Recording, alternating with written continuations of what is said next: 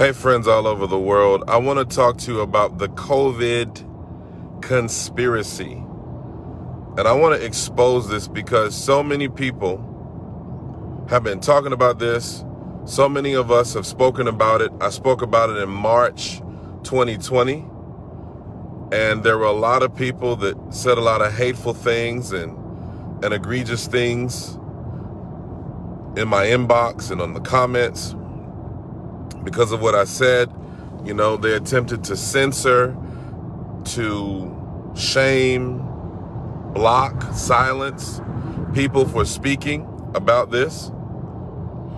They called us conspiracy theorists, quacks, false prophets, and the list goes on. But I hope you'll listen. I hope you'll pay attention to this because this is very relevant for not only now, but for the future.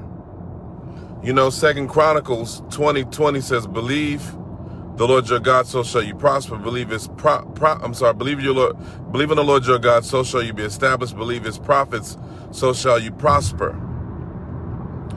And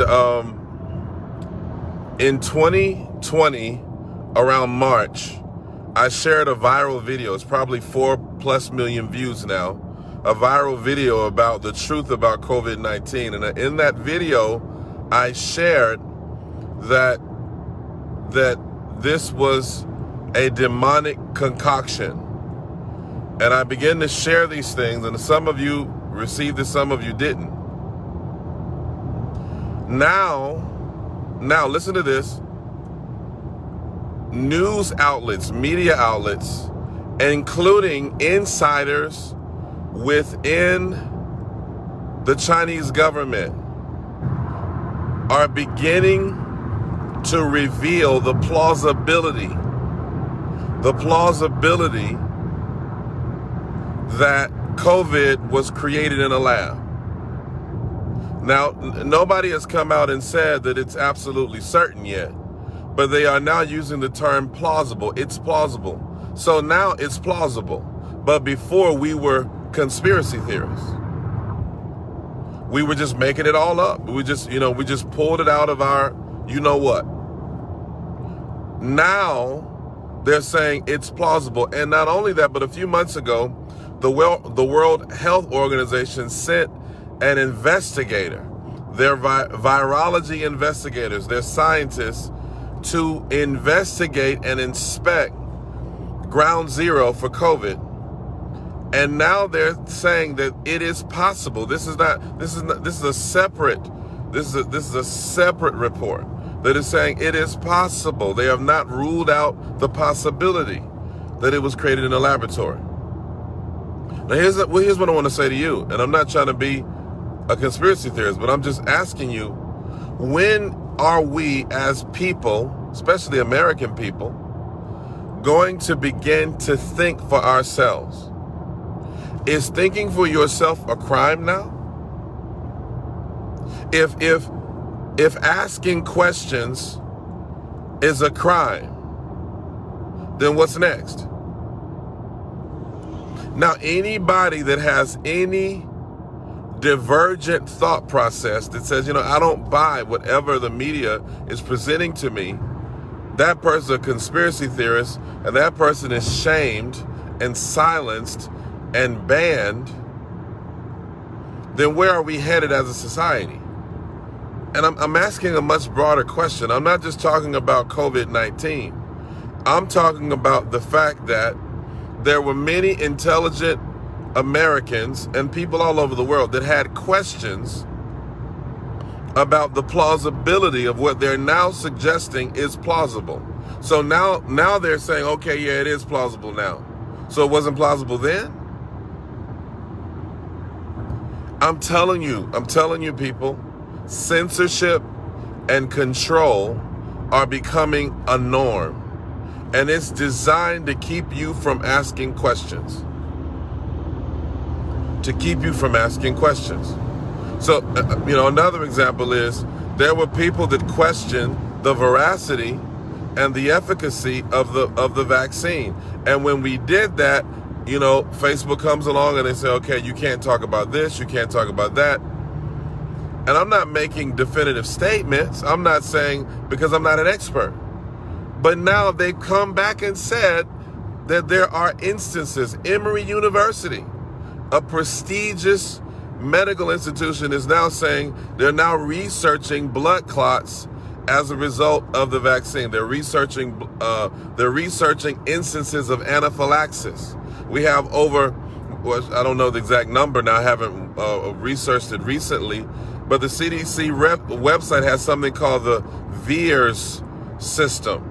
And the VAERS system is the Vaccine Adverse Incident Reporting System, or Adverse Occurrence Reporting System.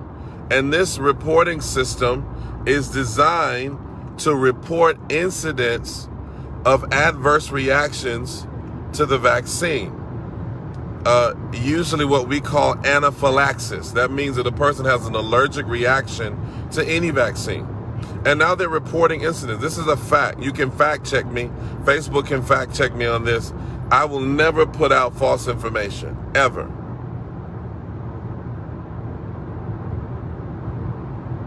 So here's what I'm trying to explain to you. Those of us that had questions, those of us that said, you know what, I don't know about this. I'm not sure that I buy that somebody became patient zero by eating a bat when Chinese people have eaten bats for thousands of years. And so, again, I'm not saying, listen, I don't have all the facts, but many prophetic people were talking about this. They were describing this in detail. And that's why, you got to hear this, that's why it's important for you to understand what's really happening. The silencing of prophetic voices is strategic. It is not haphazard. It is not random. The silencing of prophetic people is not random. It is not haphazard. The devil wants to silence prophets because prophets are, listen to this, they are the alarm system. They are the watchmen. These are the ones that sound the alarm. Blow the trumpet in Zion and sound the alarm. These are the people who exhort, who warn, who rebuke, who encourage, who inspire. And these are the ones being shut down. There's even a document going around now saying that people should not prophesy concerning politics. People should not prophesy concerning the election. And if they do, then they need to run it by whoever these people are before they release it. And I'm telling you right now, there's a reason for this. And you better hear me. I told you the other day that these reports of the things that have been happening recently are not sporadic. They are not random. They are very strategic. Merck just released a statement that there will be more variants coming out, and that these variants are going to be deadly. These are the actual companies that manufacture so-called vaccines. So why is it that anybody that, oh, you're an anti-vaxxer, you're this, you're that, and we're shamed, we're first of all, I don't consider myself an anti-vaxxer anyway, but anybody that has any line of thinking that is contrary to whatever the mass media is pushing, that person is foolish. That person's an idiot. That person's a quack, an anti-vaxxer, a conspiracy theorist.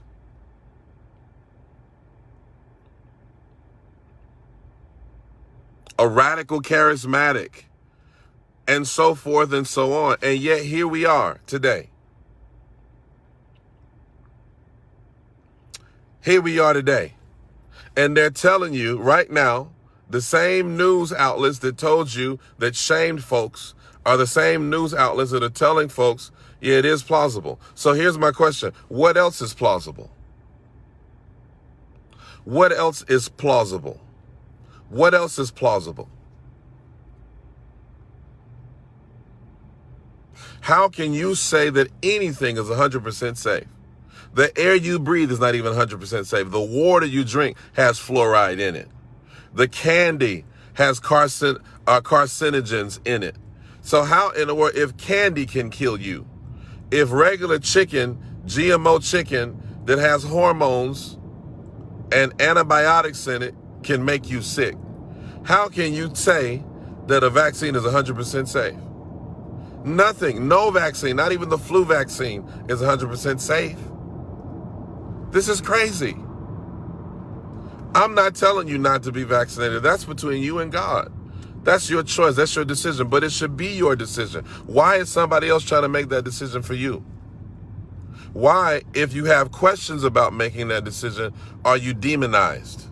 Why is it that when prophets warned us about things like this, we told, and then watch this, after the elections, we went on a campaign to destroy anybody that was sharing or speaking in a manner that was divergent from whatever the popular liberal opinion was. So now you want us to be, I'm trying to tell you people, you better be praying. You better hear God for yourself. You better hear God for yourself. You better hear God for yourself. And I'm trying to tell you, go jump on this bandwagon if you want to, of trying to nullify and cancel the prophets. You be a fool if you want to. Be a fool if you want to be.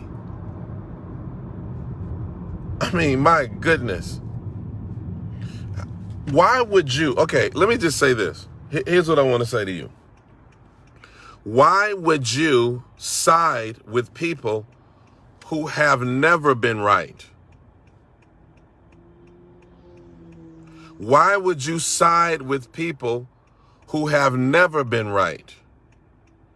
Watch this, and stand against prophets who have been right most of the time. I'm not even going to say all the time. I'm going to say most of the time. Why would you stand with people who've never been right and stand against people who've been right most of the time, who have a history of accuracy, a history of credibility? Why would you? That just doesn't make sense to me. I mean, if anything, I would say, I may not agree with you now, but you definitely have been right most of the time, so I'm going to consider what you're saying. Why not give consideration to people that have a history of being right? And instead, you choose to side with people who've never been right about anything? People that have never said anything to even be criticized or judged. I would rather stand with people who got it right most of the time and may get it wrong sometimes, but are bold enough to speak so that what they say can be judged, than people who have never said anything that can even be judged. I'm telling you, church, we better wake up. We better wake up right now. We better wake up to this.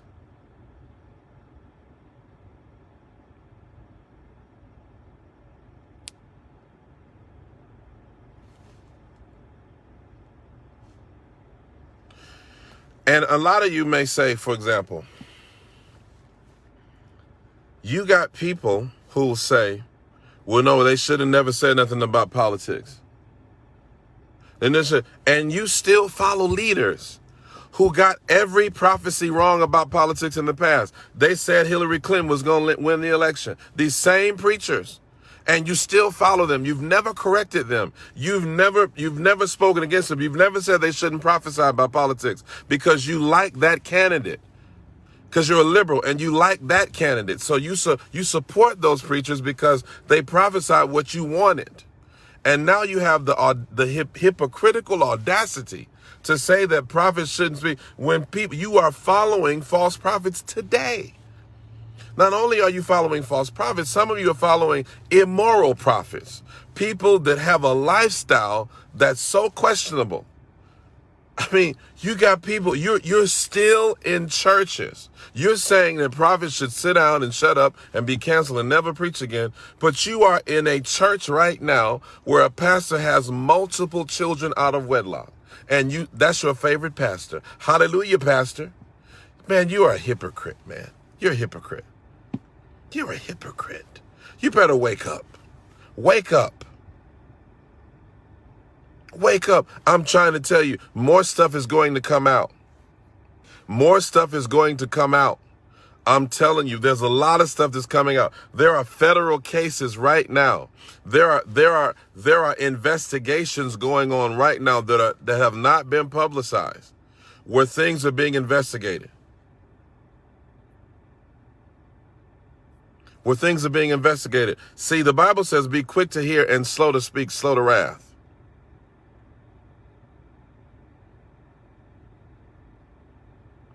Think. All I'm asking you to do is think. Just think for yourself. Just think for yourself. Pray and think and consider, and then pray again and think again and consider, and then pray again and think again and consider. Please share this. And remember, Jesus is Lord.